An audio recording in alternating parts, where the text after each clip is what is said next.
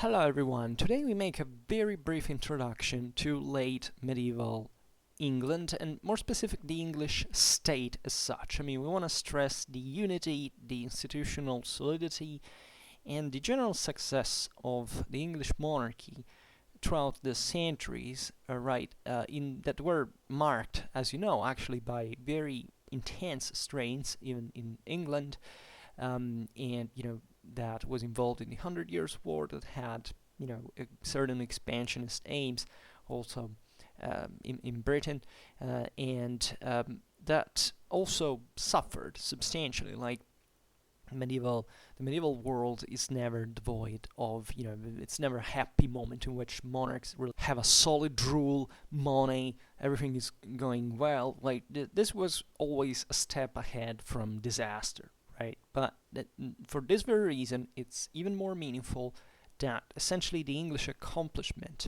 especially during the 14th century, beginning of 15th, were able not just to actually consolidate the English state proper from a political institutional point of view. We made a video about this actually, that is, I don't remember the name. If you go into the medieval Britain playlist, you will find that. It's, I think, an institutional profile of the Kingdom of England during the 14th and 15th century, but also it allowed England to survive and the major defeat, right, of the mid-15th century, in this kind of shrinking of its capabilities to England or to Britain, let's say, and therefore revolving also much of its own resources and strengths actually to fight itself. Look at the War of the Roses. But even at that point, the English state was so solid that after all, it kind of survived the crisis, entered in another phase, the Tudor era. We get in the Renaissance, and that's another story. But this continuity is really striking, and it deserves a lot of attention. And I will deepen it in the future, because I think it's a very remarkable chapter of medieval history. Really, the Kingdom of England is an exception in many ways. Like I studied it a little bit just for obvious reasons, as I focused chiefly on the 14th century in my studies. But it is still, to discover for me in some ways. But the more I read about it, and the more I realize what, especially the constitutive genetic characters of the English monarchy as such, were really at another level, right? And since the foundation, right, naturally the Magna Charta changed a big deal as well. Even in there, not necessarily for like the we can't say whether for the better or the worse, but we should have seen what would have happened had the English won at Bouvines. But we're talking about a kingdom of ancient solid organization. Even before the Norman conquest, the Anglo-Saxons had by the time one of the most advanced administrative forms in Europe, and the Norman conquest also allowed to essentially raise to the ground what didn't work for the sake of centralization, and actually building up an ever more robust structure on a feudal base, right?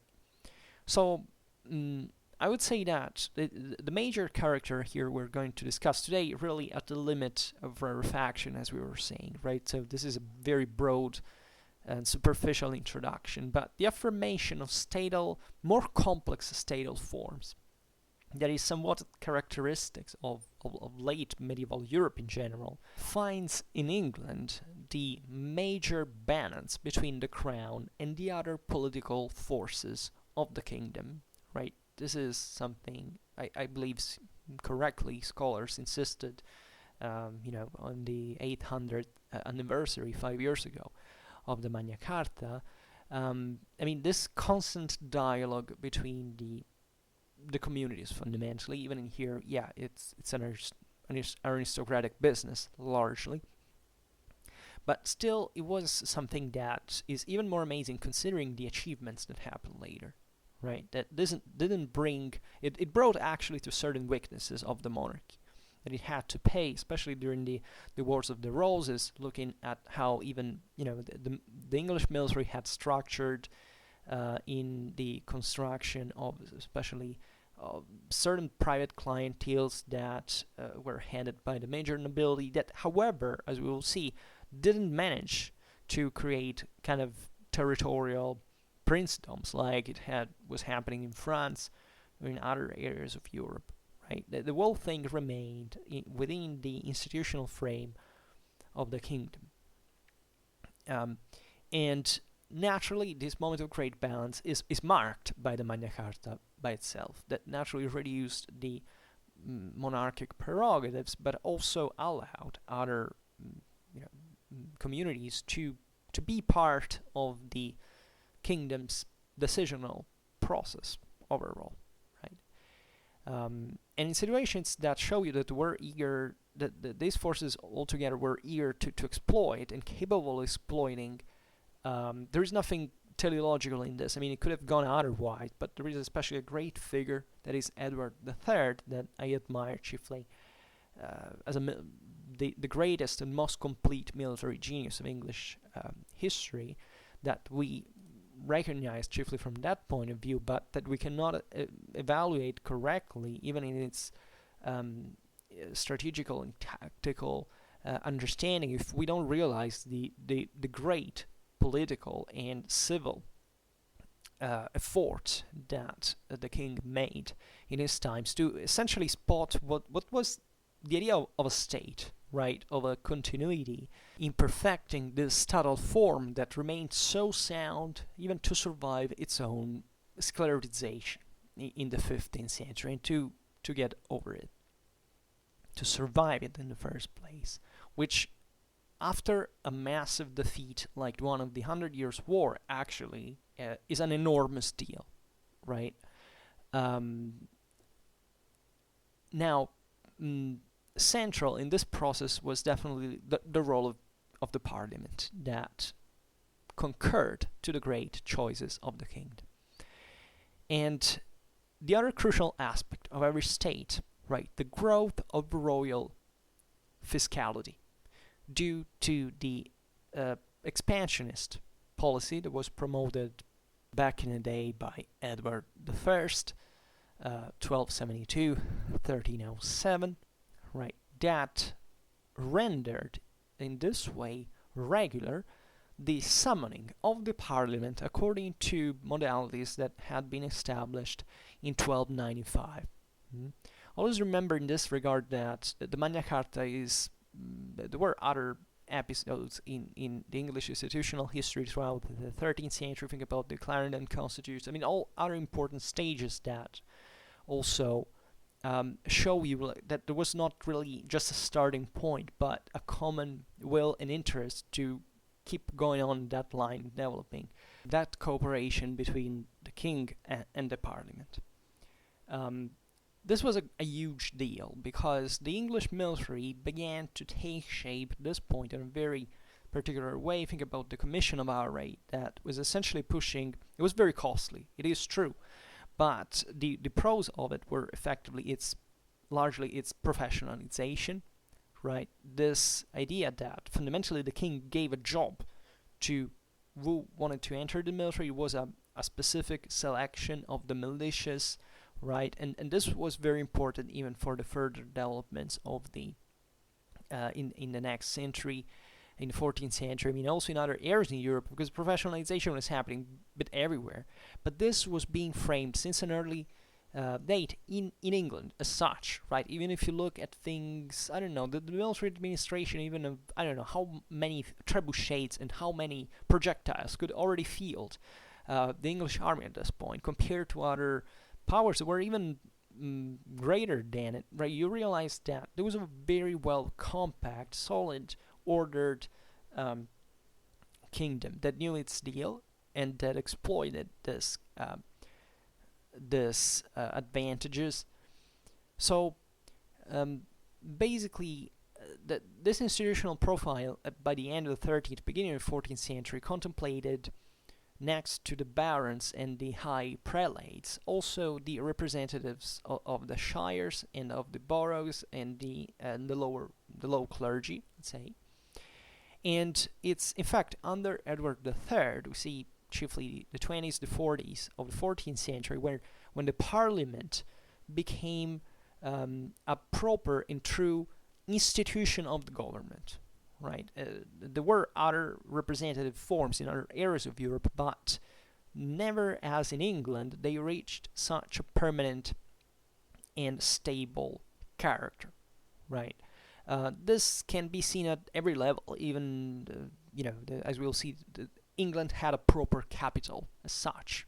London, better Westminster as such, was an early center of administration and of bureaucracy in some form that is taking form in this moment quite quickly. And it's effectively from England itself also that there is a political ideology that is developing, the idea of the continuity of the crown as a body in itself to survive the same king. This would be actually exploited and the most at its most in France, where actually the king was much more absolute in power than the English one, because it didn't have the counterbalance of the parliament, or at least it dominated it better. But even this origin, it was in fact exported in France in the late. I mean, France already had a quite important,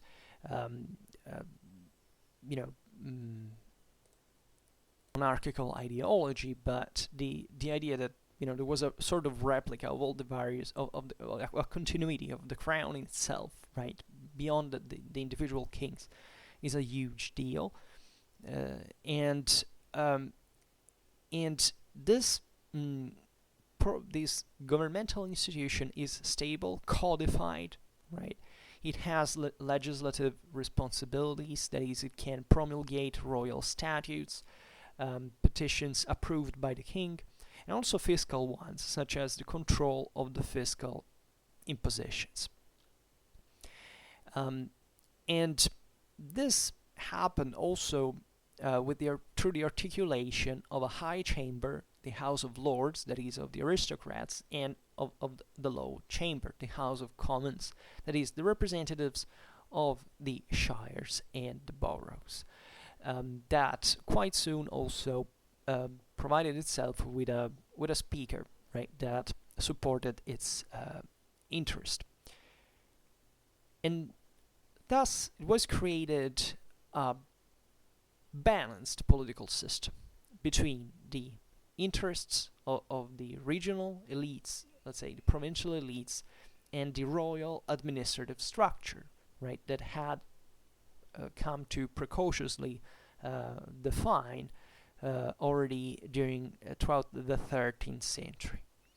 The central organisms, as we were saying before, were established at Westminster, that became the administrative capital of the kingdom, essentially hosting the financial office of the exchequer, the high courts of justice that were entrusted to professionals, and the chancery, where progressively the lay personnel substituted the ecclesiastical one. In the shires, controlled since the 12th century by royal officials, the sheriffs, and were since the 13th century operated also judges, the coroners, right, entrusted to instruct these criminal trials to submit to the royal tribunals. In turn, in 1327 were introduced the judges, the justices of the peace, right, judges of peace, substantially that also absorbed great part of the judiciary functions and of police of the previous sheriffs. And the novelty was constituted by the fact that these officials were locally elected, right, among the small nobility to deal with the local administration on behalf of the parliament and of the king, which means they weren't officials stricto sensu. However, they were essentially representatives of this elite that controlled unitarily the functionment of the kingdom. Right, this is very important because there was no other medium. Right, there was not a big deal of privatizations, if not at a lower level, that didn't, develop major, for example, private territorial possessions that could fragment the kingdom into larger areas. So, in the political setting of the English kingdom, it was fundamental, especially the role of the different components of the nobility. Right, this is still a feudal kingdom essentially. Yes, it's developing these more centralized institutions, but essentially, the ruling class is always aristocratic. This will be important also for the segmentation of English society, because it is true that especially during the 100 Years' War, there is an important thing to highlight, that the war was not fought in England, it was fought in France, right? So all what normally characterized the European wars of the time, everywhere, is that normally wars were fought a bit everywhere on the same territory. Yes, England suffered raids on the coasts, things like this, but nothing comparable to the devastations in France with the chevauchés, etc. But there was also an early framing of the we can't say popular armies, but as we've seen with the Commission of Array, basically a recruitment of subjects, without the constitution, essentially, of big deal of local militias or other private armies in a kind of autonomistic sense, right? So even the military instrument was very well calibrated. It was usually fed abroad, right, on the shoulders of the French. And even though there were definitely peasant revolts at the end of the 14th century, that was a kind of a European-wide phenomenon. It triggered many aspects of the economic crisis of the 14th century, the Black Death, and so on. But generally speaking, the English peasantry lived outside the business of war, for better, for worse, right? Because even if you look at the War of the Roses, right, when if said war gets in England, you see that it's a kind of a very aristocratic kind of warfare. The peasant militias do not figure much, right? They are fundamentally, they're not having their say. And this is important because it seems that the strains that were put on the lower classes, broke out in episodes like the revolts of Tyler and Ball, but didn't quite create greater problems like they happened elsewhere in Europe. It was a component that managed to basically being taken over without any particular struggle, right? Also because objectively, England, yes, was not even a huge demographic power as such. The problem also of keeping the enormous masses of population that France could have were different, right?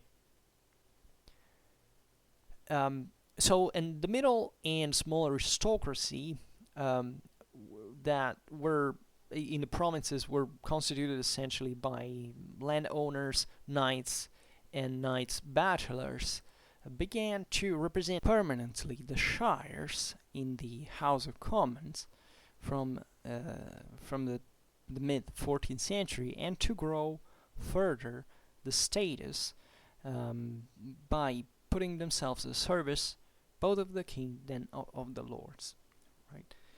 The great aristocracy was made up instead by a few tens of powerful lineages provided with titles like of earls or dukes that were conferred by the king, right? And it participated at an individual title, individual yet hereditary title to the House of Lords, right? And albeit providing itself of large clienteles, the aristocracy, as we've seen, didn't manage to constitute territorial principalities, exactly because the backing of the king to the small nobility, right? And this is really the key. Also, much of the institutional success of the kingdom at this point.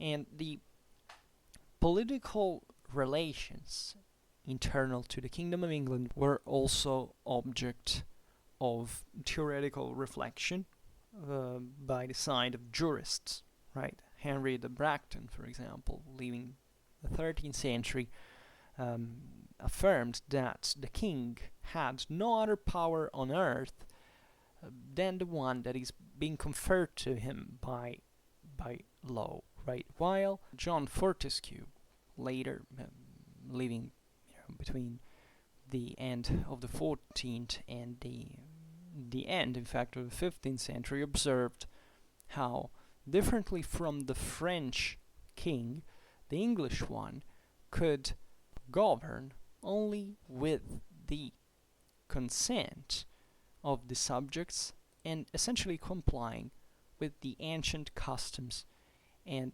the laws approved by the parliament. Right? So this was the general pride and identity characteristics of the English monarchy. Right? The idea that the king was substantially legitimated by the observance of the customs of the English people. Right? This eventually will lead to many problems.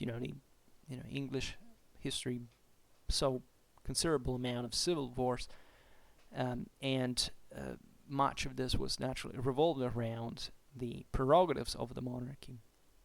But the general trend, the general orientation of the English juridical culture was pretty, aware about the existence of this balance, whereas in France it was very different. Right, the king was allowed to intervene much more arbitrarily in the even in the customs of the French communities, or better, the communities under the French monarchy, even essentially filling those gaps left by the local juridical systems. But it was a completely different balance of power. Nevertheless, as we were saying, this thing worked throughout all the 14th century, and it wasn't just a juridical institutional matter. As we've seen, it was political and military alike, right? Consider the monarchy of Edward III. You don't reign for 50 years in the 14th century, right? And also making strike so many times, all these victories, by basically kneeling the greatest power of the time, without having on your shoulders this powerful, not just military but also civil thinking. Right? That's the idea of the English monarchy. It has a modern administration of its own lens. Right? The same financial management of the crown at this time is far ahead even of the most developed, financially developed centers in Europe, right? Even with which the English monarchy actually deals with and gets also most of the money sometimes from, right? And this has a huge deal because normally, if you look at France, a prince could have as much money as the king, right? There were powers that had an enormous autonomy. In this sense here, the state is elevating itself throughout the monarchic administration over the other communities of the kingdom. And so the political balance of the different components of the English kingdom, however, as we have seen, was not devoid of conflicts, right? The fiscal consequences of the war against the French determined revolts and this malcontent in English society towards the end of the 14th century.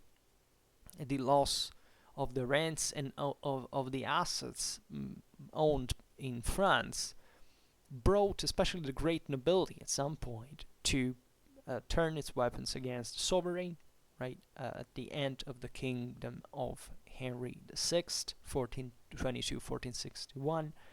So, as it's famously known, the aristocrats split in two factions, guided respectively by the ruling dynasty of the Lancaster and the other house of the York. And the first one had as a symbol the red rose, the second the white rose, hence the name of the War of the Roses, to indicate the first domestic struggles that covered England in blood between 1455 and 1485, right? And the War of the Roses, actually, I realized on Schwerpunkt we never discussed it, and it's one of the most fascinating and important, and also considering the consequences of it, especially wars of the time. Of course, we know the Wars of the Roses, chiefly, at least on popular culture, thanks to Shakespeare, and this even romanticization has been done of it. Actually, we know very few about these wars, especially from a strictly military point of view. Most of the accounts were also kind of made up later, right? So it's very intriguing from a historical point of view to guess what this war was. And there are certain striking characteristics, like it was a very political, very Clausewitzian war, right? If you look at it, it was an aristocratic clash, didn't involve great masses of people. The armies were relatively tiny, and also didn't bring to big devastations, right? The main goal was dynastic in some way, was in terms of genealogies, and getting essentially the control of the others, aristocrats' power. This war decimated the English aristocracy, and guess who benefited from it? The monarchy, right? Great part of the Tudors' success eventually came from the fact that the English aristocracy had bled itself white, right? And it's also very fascinating because this war was, as all civil wars, fought by identical armies. So there was fundamentally also a relatively few innovation. Like here, you don't find a great deal. We must say that England at this point was stagnating largely. Eventually, it arrived fundamentally late to the Renaissance in many ways. Even if you look at the military traditions up to the mid. We can say that up to the English Civil War, the English armies lagged behind the continental developments. It was a great deal. Right, there wasn't much of, this war didn't bring to further military innovation, right? Nothing like what was happening in those same years with the Castilian infantries for the siege of Granada, or the Swiss pikemen, right? It was fundamentally a dynastic struggle, and it was also very limited in time. If you take the amount, in this 30 years, like, war was waged overall in interest of time, like for the 4% of the timeline. It was a very limited fought in some ways, but this struggle, basically the House of Lords was decimated, because all these aristocrats that died in battle, because the objective was practically killing the other aristocrat, for wiping it out from the lineage. We've seen how basically the English monarchy had managed to keep together this tens of lineages, and to channel them all to keep them close to the monarchy as such, and not to making them develop a great deal of private domains, but rather competing among each other within the institutions of the kingdom, right? So when they died, their fiefs and their goods were confiscated by the sovereigns that basically seized them and incorporated them into the royal domain. So when Henry VII of the House of Tudor, that was married into the Lancaster, defeated Richard III of York in 1485 famously, and married especially, and the next year, Elizabeth of York, putting an end toward the war of the so-called War of the Roses, he found an enormously increased patrimony of the crown.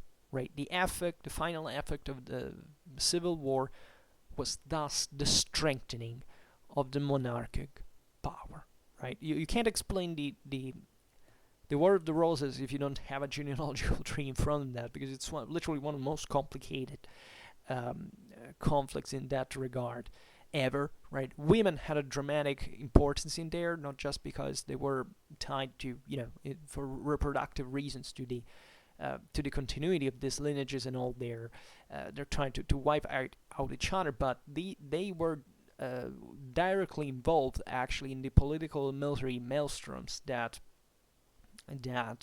shook the English aristocracy during this war, right?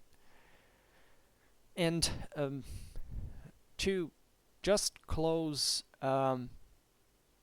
this very introductive video, two other aspects of the thing. First, the setting of this, as England is not suspects in a vacuum, and also a bit of what is English that is coming to effectively define better itself exactly in these years, especially also in terms of monarchical identity, which before, as we know, was not that clear objectively. So England fundamentally suffered at this point also of failures in territorial expansion, right? Besides the French territories that were definitely lost in 1453, the ambitions of territorial expansion of the English kingdom revealed to be fragmentary, also towards Scotland and the Flanders, right? In the first, as you know, at the end of the 13th century was this interregnum, followed the death of the king in 1286.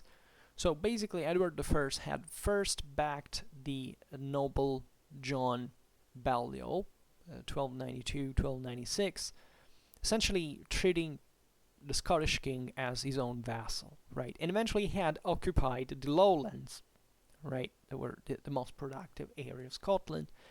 They're effectively unleashing this pretty hard rebellion guided by William Wallace that was killed in 1305, and eventually by Robert Bruce, that after having been crowned King of Scotland in 1306 also humiliated the English army at Bannockburn in 1314. At this point, considered that the Scotland wasn't quite a kingdom as we say it. Like, it was more like a group of these noble houses that kind of had all their own scenery. So even the process of concretization, I would say, of a national monarchical identity of Scotland was being formed thus in this way. And the Scots also had sought the help of the French, like with the alliance with Philip IV. So consider at this time that France is if not at the acme of its power, but at least has, is over expanding, consolidating. We made videos also on the similar videos to these relatively to France. So if you go in the medieval France playlist, you will find them. And the French were eager to respond because the English had actually backed the Flanders, right, after the French occupation of 1297. That was effectively interrupted by this great defeat that we have talked about but never made a video on, of the Flemish infantry at Courtrai in 1302. This was very important because, let's say, for the English, Flanders represented the commercial hub of their textiles economy, right? And also the 100 Years' War is deeply related to the connection with Flanders and their presence during the 100 Years' War. Albeit eventually the region was annexed to the Duchy of Burgundy in 1384.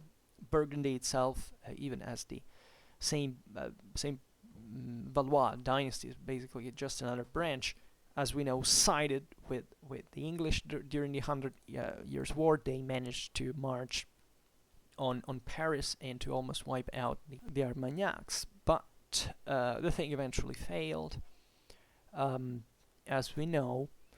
But let's say this naturally makes us reflect on the on the fact, as we were saying before, that the English monarchy played essentially on an outer sphere, right? That the English were clever to exploit the fact that of others' weaknesses fundamentally, and albeit losing essentially important, saying the consolidations of Scotland under an independent monarchy, and also the loss of the control of the Flemish markets, they, at least as free partners, they almost made it to overwhelm the French ruling dynasty. It is an enormous deal, right? Consider here the sheer dimensions. There is no comparison. England is objectively not a big deal of a kingdom, right? It's fairly small. It's fairly limited in population and agricultural resources, right? France is a gigantic elephantic power. But that's the point we make also when we study von Clausewitz, that war is asymmetric by definition, and not necessarily, as most of the times I would say, David in fact is more effective than Goliath, right? And indeed, the great victories of the 100 Years' War had, the English ones, on the field had, of course, devastating effects for the French, but also kind of saved the English monarchy in some ways, right? The benefits that immediately, the English suffered pretty bad, right? These weren't, as we were saying at the beginning, quite, there were rebellions, there were quite serious problems happening in England at the same time. Hadn't those victories happened, that didn't bring to the victory of the war, but at least to prolong it, and to have the English aristocracy venting within France, etc. Well, the English monarchy would have had serious problems. Without an Edward III, we might have not known England as we do, of course, right? And I want to stress the importance of Edward III in everything that concerns English history in the 14th century, because really that was a genius that was born potentially out of nothing, right? And of course a pre-existing and favorable monarchic structures, but you can't understand English history if you don't connect what the tactics effectively invented by Edward III served for, right? And don't think that this was a technological thing, right? The longbow was not a technological innovation, by definition, by the slightest, right? It was something that had always existed. Even the introduction of firearms under Edward III, more like observing what this guy thought on the long run, how open he was to integrating, but even at that point it didn't make much of a change. If you study Edward III's and his generals' campaigns, you realize this was a brilliant, broad strategic, completely, fully military masterpiece of the mind of Edward III that involved all resources of the kingdom, its civil development, its total consolidation. It was all one, right? You can't study one without the other, and you can't presume like the English did what they did because of the longbow. That's literally one of the single most influent factors in the whole picture, in the whole English history as such, right? Even if that became eventually a symbol of the gentry, the longbow thing, okay, but we are obsessed by the Victorian, modernistic, positivistic deliriums still. It's not good, but just know that it's not the case, right? That it's tactics that bend technology to their favor, quite never the other way around, and that it's the great English victories of this period emerge from doctrine, not from technology. And this doctrine for the time was truly astonishing, right? No army in history, and this is a sheer question of numbers, right?